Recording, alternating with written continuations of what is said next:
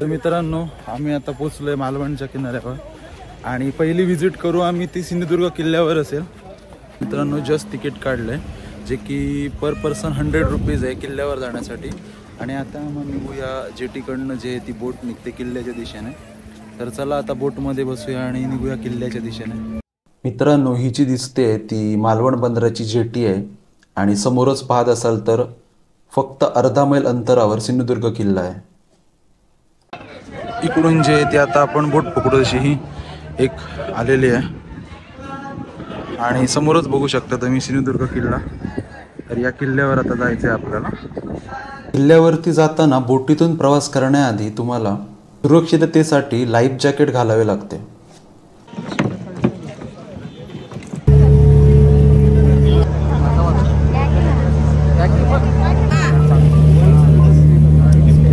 सागरी मार्गातील शत्रूंवर लक्ष ठेवण्यासाठी आणि शत्रूला परतवून लावण्यासाठी छत्रपती शिवाजी महाराजांनी अनेक जलदुर्गांची निर्मिती केली. त्यामधीलच एक म्हणजे सिंधुदुर्ग.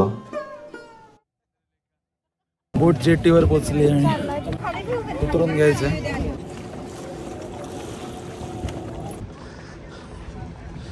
मित्रांनो, हा जो जेटी टाईप धक्का आहे जिथे आम्ही आता उतरलो, तर मी लहान असताना एक 4वी-5वीत असताना म्हणजे याला 14-15 वर्ष झाली, तेव्हा ही जेटी आणि हा धक्का नव्हता. तेव्हा आम्ही डायरेक्टली जो किल्ल्याचा एंट्रन्स आहे तिकडे बोट थांबायची. आणि आता ही बऱ्यापैकी चांगली सुविधा केली, सेफ आहे म्हणू शकता जास्त. या गेल्या 10-15 वर्षात ही जेटी हा धक्का जो आहे तो बनवला आहे. तर आता आम्ही तिथेच उतरून आलो आणि समोर जो दिसतोय किल्ल्याचा एंट्रन्स. आता आपण जाऊ किल्ल्यामध्ये एंटर करू. कोकणातील सिंधुदुर्ग किल्ल्याची उभारणी ही छत्रपती शिवाजी महाराजांच्या दृष्टीने अत्यंत महत्त्वाची मानली जाते. सिंधुदुर्ग हा किल्ला सिंधुदुर्ग जिल्ह्यातील मालवणच्या अरबी समुद्रामध्ये कुर्टे बेटावर महाराजांनी बांधला. सिंधुदुर्ग किल्ल्याचे प्रवेशद्वार पूर्वेस आहे. या जागी प्रवेशद्वार आहे हे लांबून लक्षात येत नाही. पाण्यातून मनुष्य तटाजवळ उतरला की उत्तराभिमुख एक खिंड दिसते. या खिंडीतून आत गेले की गडाचा दरवाजा दिसतो. हा दरवाजा भक्कम अशा उंबराच्या फळ्यांपासून केलेला आहे, कारण उंबराचे लाकूड हे दीर्घकाळ टिकते. त्याला सागाच्या लाकडाची जोड दिलेली आहे. आत गेल्यानंतर मारुतीचे छोटेखानी मंदिर आहे. तेथूनच बुरुजावर जाण्यासाठी मार्ग आहे. तर मित्रांनो, किल्ल्याच्या आतमध्ये आलो. जस्ट बघितलं की जे प्रवेशद्वार आहे त्याची चांगली खासियत आहे. आपण बघितलं भलं मोठं उंच असं आणि जो एंट्रन्स आहे त्याची रचना पण एकदम विशेष आहे. आता आपण किल्ल्याच्या आत आलो तर पायऱ्यांनी वरती चढूया आणि किल्ल्याची जी तटबंदी आहे ती बघूया. बुरुजावर गेल्यानंतर आजूबाजूला 15 मैलांचा प्रदेश सहज दिसतो.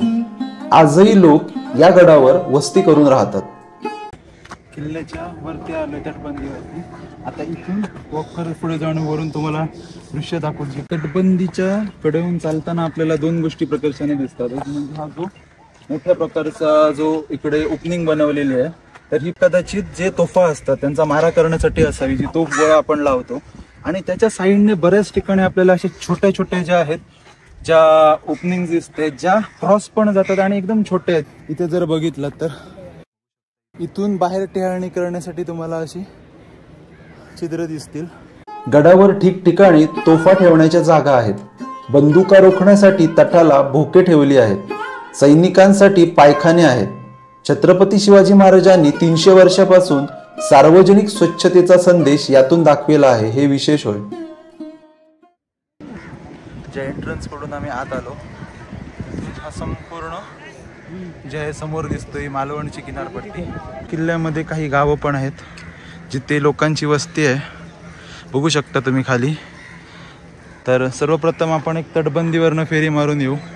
पूर्वीच्या काळी महाराजांच्या वेळी एवढे मोठे मोठे दगड एवढा लांब समुद्रात पाण्यामधून आणून कशा प्रकारे बांधकाम केलं असेल याचा विचार केला तर नवलच वाटेल. कारण आत्ताच्या युगात बऱ्यापैकी टेक्नॉलॉजी आली, पण त्या काळात एवढ्या सगळ्या गोष्टी करणं म्हणजे खूपच आश्चर्यचकित करणारी गोष्ट आहे. तर बऱ्याच ठिकाणी किल्ल्यावर किंवा अशी जी ऐतिहासिक ठिकाणं असतात तिथे प्रकर्षाने जाणवणारी ही खेद होणारी गोष्ट आहे ती म्हणजे अशा प्रकारे जे कपल्स किंवा जोडपी लोक असतात किंवा जे पण इंडिव्हिज्युअल पण लिहित असतील, जी स्वतःची नावं लिहितात, कपल्सची नावं लिहितात, ही अक्षरशः लाज्यास्पद गोष्ट आहे आणि ही गोष्ट प्रकर्षाने टाळली पाहिजे. आपण जर आपल्याच संस्कृतीचा जर आपण अभिमान ठेवला नाही आणि आपलीच मार्क आहेत त्यांचं जर रिस्पेक्ट ठेवायला आपण कमी पडलो तर आपण बाकीच्यांसमोर काय उदाहरण ठेवणार. तर कृपया माझी अशी कळकळीची विनंती आहे सर्वांना की कृपया ही गोष्ट टाळा आणि ही गोष्ट प्रकर्षाने आपण टाळली पाहिजे आणि जर आपल्यासमोर कुठे होताना दिसत असेल तर त्या गोष्टीला विरोध केला पाहिजे, जेणेकरून आपण ऐतिहासिक जी स्मारक आहेत त्यांचा जो रिस्पेक्ट आहे तो तसंच ठेवू शकू. मग तीच महाराजांना जी आदरांजली असेल आपली. या किल्ल्यावर एकूण 52 बुरुज उभारण्यात आले आहेत.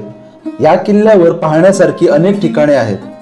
त्यातील पहिले ठिकाण म्हणजे छत्रपती शिवाजी महाराजांचे मंदिर. या सिंधुदुर्ग किल्ल्यावर इसवी सन 1695 मध्ये राजाराम महाराजांनी बांधलेले श्री शिवछत्रपती महाराजांचे शिवरूपातले मंदिर पाहायला मिळते. हे मंदिर खूप लक्षणीय आहे.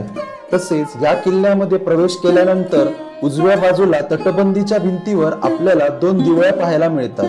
यामधील एका दिवळीमध्ये छत्रपती शिवाजी महाराजांच्या डाव्या पायाचा ठसा आणि दुसऱ्या दिवळीमध्ये शिवाजी महाराजांच्या उजव्या हाताचा ठसा आहे.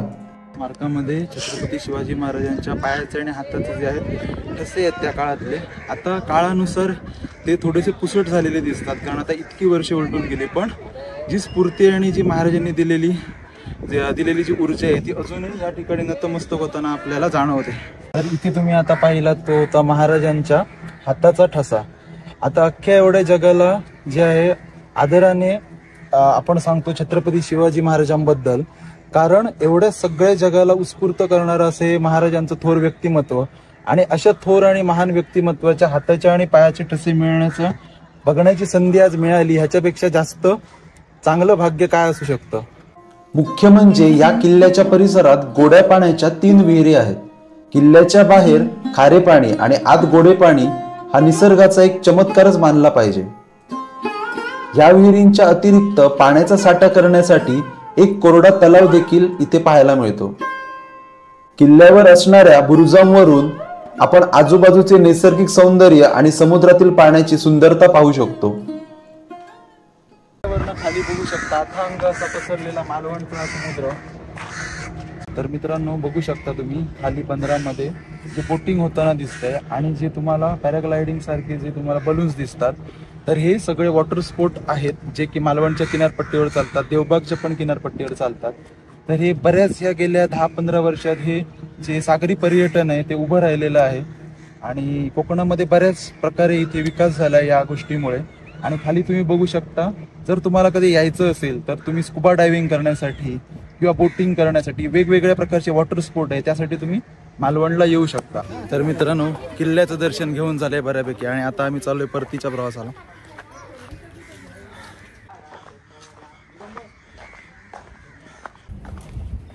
आलोय पुन्हा एकदा प्रवेशद्वारापाशी आणि आता निघू इथून पुन्हा एकदा बोटीने मालवणच्या समुद्र किनाऱ्याच्या दिशेने. ही बोट चालली आता. आम्ही येईपर्यंत बऱ्यापैकी भरली. आता आम्ही नेक्स्ट बोटचा वेट करू. तोपर्यंत लाईफ जॅकेट वगैरे घालून घेतो. नेक्स्ट बोट लवकरच येईल. महाराजांनी असंख्य मावळ्यांच्या साक्षीने आणि परिश्रमाने समुद्रात हा किल्ला उभा केला. तो आजही पर्यटकांना विशेष आकर्षित करतो. अशा प्रकारे जो होता सिंधुदुर्ग किल्ल्याची जी सफर होती ती इकडेच संपते आणि तिथून पुढे निघू. जे आहे मालवण बंदरावरील जो माशांचा लिलाव लागतो तो पाहायला. अराउंड एक संध्याकाळी 5:30 पर्यंत सुरू होतो. तर आता तिथे जाऊया आणि बघूया लिलावामध्ये. मालवणच्या लिलावाला आलोय बघू शकता. चारी साईडला मासेच मासे.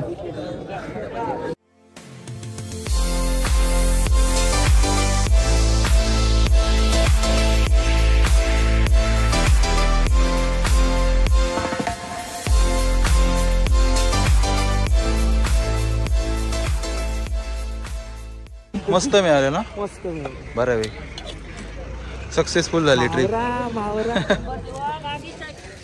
तिका कापून देता मग आपच्या सुरमई घेतली आपण किती 2 किलो ना जवळपास 2 किलो आणि करली जी होती ती घेतली 200-300 रुपयाची खरी तर म्हणायला गेली तर 2 घेतले आम्ही पीस करलीचे. आणि आता इकडे आलोय कटिंग करण्यासाठी. तर बघूया चला कसं कटिंग होते माशाचं.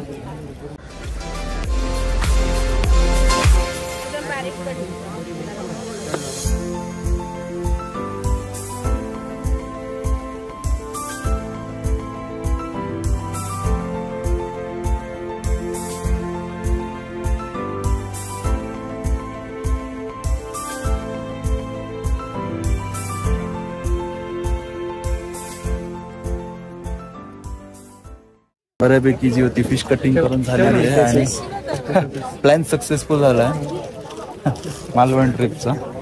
आणि आता आम्ही निघणार आहे घरी जायला वेंगुर्ल्याच्या दिशेने, कारण आता बऱ्यापैकी संध्याकाळ झाली आहे. वाजले जवळपास 6-6:30 वाजत आले आणि आता निघू आम्ही परतीच्या प्रवासाला. तर अशा प्रकारे होता आपला हा सिंधुदुर्ग किल्ला आणि मालवण मधल्या फिश लिलावाचा व्लॉग. तर व्हिडिओला इथेच एंड करू आणि भेटू लवकरच पुढच्या व्हिडिओमध्ये. व्हिडिओ जर आवडला असेल तर व्हिडिओला लाईक करा, चॅनलला सबस्क्राईब करायला विसरू नका आणि कोकणातील आणि महाराष्ट्रातील विविध सांस्कृतिक व्हिडिओ पाहण्यासाठी आणि असेच नवनवीन व्लॉग पाहण्यासाठी चॅनलला सबस्क्राईब करा. भेटूया लवकरच पुढच्या व्हिडिओमध्ये. तोपर्यंत बाय बाय, धन्यवाद, टेक केअर.